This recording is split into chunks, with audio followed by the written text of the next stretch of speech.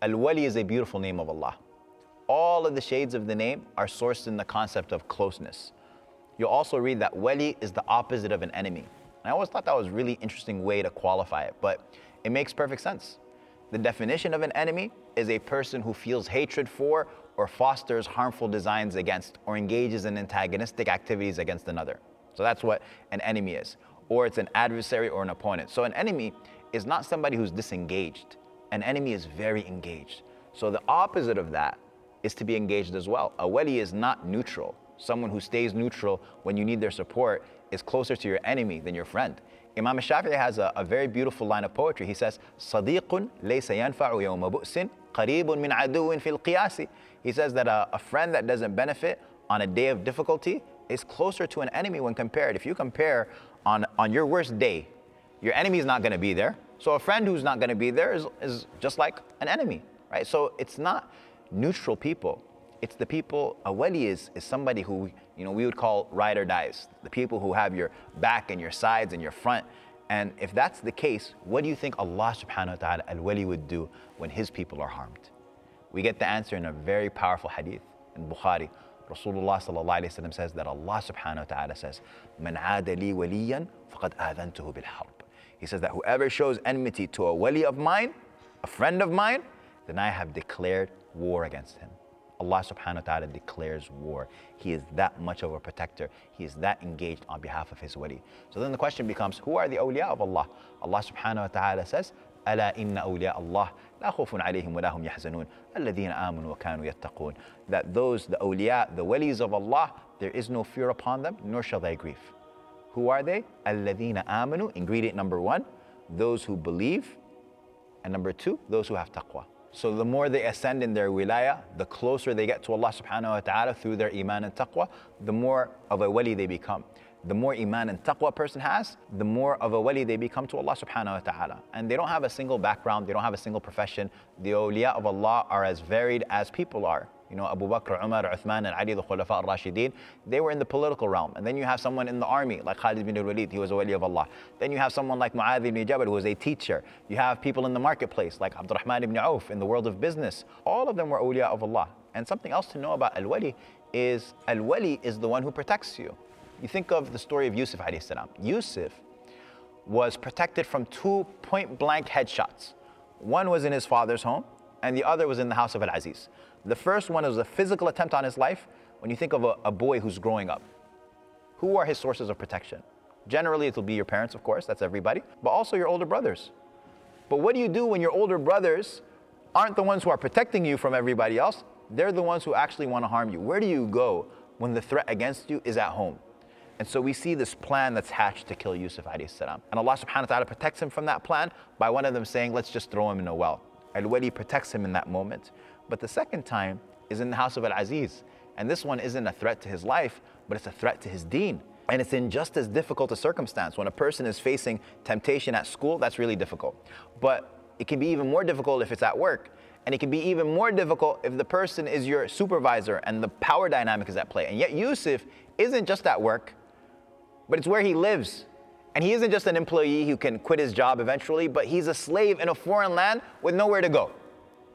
It's a point-blank headshot. You're not supposed to survive that. But Allah subhanahu wa ta'ala protects him by Al-Aziz opening up the doors that had been locked multiple times. And Yusuf again sees that Allah subhanahu wa ta'ala is protecting him. And he trusts Allah so much.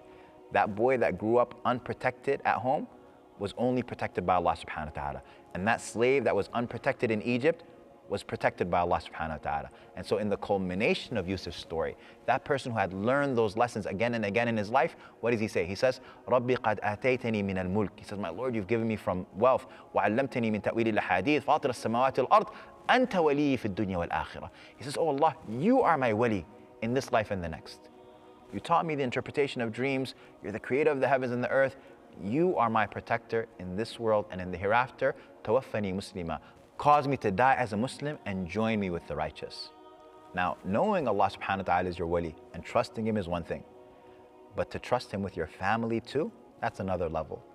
Umar ibn Abdul Aziz is on his deathbed. And Maslama ibn Abdul Malik, he comes and he visits him. It's from his family, from Banu Umayyah, and he says to him, Amir al-Mu'mineen, you've made your children destitute. You've left them in need of assistance from others without anything of their own. Why don't you bequeath them to me or any one of your family members so that we can take care of them? And so Umar ibn Abdul Aziz, he says to him, as far as your statement, why don't you bequeath them to me, then the one who I entrust them to and my wali for them is Allah subhanahu wa ta'ala. I want you to think of how much stress parents have over their children, especially when they're dying. How much they want their children to be taken care of. For Umar ibn Abdul Aziz to say, my wali for them, my protector for them is Allah subhanahu wa ta'ala. And then he says, my children are one of two people. There's only two types of people. Number one is someone who fears Allah subhanahu wa ta'ala, and so Allah, if they have taqwa of Allah, Allah will pay for them a way out of every difficulty. Or the second is someone who's insistent on sins, and so I won't facilitate them sinning against Allah subhanahu wa ta'ala. So what are the perks, what are the benefits of being a wali of Allah subhanahu wa ta'ala? Number one, no fear, nor shall you grieve. Allah subhanahu wa ta'ala says, أَلَا إِنَّ أَوْلِيَاءَ اللَّهِ لَا خَوْفٌ عَلَيْهِمْ. They won't have fear. وَلَا هُمْ يَحْزُنُونَ. Nor will they grieve. They won't grieve in the hereafter. They don't grieve at their death. They don't fear for their children. They don't grieve over their dunya. Allah subhanahu wa ta'ala will bring them out of darkness into light. Allah subhanahu wa ta'ala says, Allahu waliyyu alladhina amanu. Allah is the wali of those who believe. يُخْرِجُهُم مِّنَ الظُّلُمَاتِ إِلَى النُّورِ. He brings them out of darknesses, multiple, to light, singular. He brings them out of darknesses into the light. وَالَّذِينَ كَفَرُوا. And those who disbelieve, أَوْلِيَاءُهُمُ الطَّاغُوتِ. Their allies are taghut. They bring them out of the light into the darknesses. The third is miracles. We believe in what are called karamat al-awliya, miracles that are experienced by the righteous. And there are many stories of miracles that happened to the companions of the Prophet ﷺ and those before him and those after them. Like Maryam ﷺ having fruits in her private chamber every time Zakaria enters upon her. Khalid ibn Walid drinking poison that is brought to him by an enemy, and he says Bismillah, and he drinks it without it harming him. Abu Muslim al-Khawalani, one of the leaders of the Tabi'een, he's thrown into a fire by a false prophet because he refuses to believe in him. And when he's being thrown into the fire, he says, Hasbunallah wa ni'mal wakeel. He says what Ibrahim alayhi salam said when he was thrown into the fire. And so Abu Muslim al-Khawalani found the fire to be cool and peaceful, like the fire was cool and peaceful for Ibrahim. And so when Abu Muslim goes back to Medina safe and sound, Umar ibn Khattab radiallahu anhu says, welcome to the one from the ummah of Muhammad sallallahu alayhi wasallam that Allah subhanahu wa ta'ala made the fire cool for, like the fire of Ibrahim. But the important thing to remember about these issues of miracles is that they happen to the Muslims because of their righteousness. It's nothing that the Muslims control. They don't summon them. And that's really important because there's a lot of, unfortunately, superstition in the Muslim world in regards to this, with regards to saints, blind following of charlatans. There are a lot of false beliefs in this regard, where they say Shaykh is a wali of Allah, and that's why we never see him praying, because he doesn't pray with us, he prays in Mecca. It's like, what do you mean? And that widespread abuse of this concept that has existed for centuries is what caused someone like Imam Shafi'i to say, if I saw a man flying through the air, I wouldn't believe him until I presented him to the Quran and Sunnah. Imam Shafi'i is saying, like, I don't care about what tricks this person says he can do or what they're actually able to create until I see where is this person with regards to following the Quran and Sunnah? What is the application of the Quran and Sunnah in their life? So what are some of the ways that a person can be a true wali of Allah? Number one is taqwa, because Allah subhanahu wa ta'ala says that the awliya of Allah, they won't have fear and they won't grieve. And who are they? The people of iman and the people of taqwa.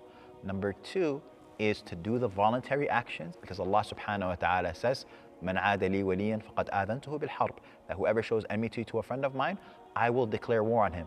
And then he continues to say, وَمَا تَقَرَّبَ إِلَيَّ عَبْدِي بِشَيْءٍ أَحَبَّ إِلَيَّ مِمَّا افْتَرَضْتُهُ عَلَيْهِ. That my servant doesn't come closer to me with anything more beloved to me than when I've made obligated. And he continues to come closer to me with voluntary actions until I love them. And so that person continues to ascend in being a wali of Allah subhanahu wa ta'ala.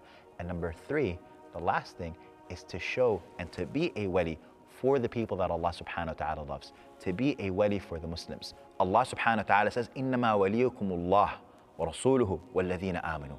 Allah subhanahu wa ta'ala says, your wali is Allah and His messenger and those who believed. Those who establish the prayer and those people who give zakah and they bow in worship in Surah Al-Ma'idah. And I think that one of the things that the genocide in Gaza has really brought out for the Muslims is no matter where they are, no matter where we are, no matter where we're from, we are the walis of each other. We are the supporters of each other. We are the ones who care for each other. And Allah subhanahu wa ta'ala says, وَمَن يَتَوَلَّ اللَّهَ. And whoever takes Allah as his wali and his messenger and the believers, فَإِنَّ حِزْبَ اللَّهِ هُمُ الْغَالِبُونَ. That the party of Allah, they are the ones who will be predominant. They are the ones who will be successful. So we ask Allah subhanahu wa ta'ala, al-wali, our protector, that He protect our brothers and sisters in Palestine, in Sudan, everywhere in the world, over every earth and under every sky, and that Allah subhanahu wa ta'ala bring relief and victory to the oppressed and the wronged wherever they are. He is our wali in this life and the next.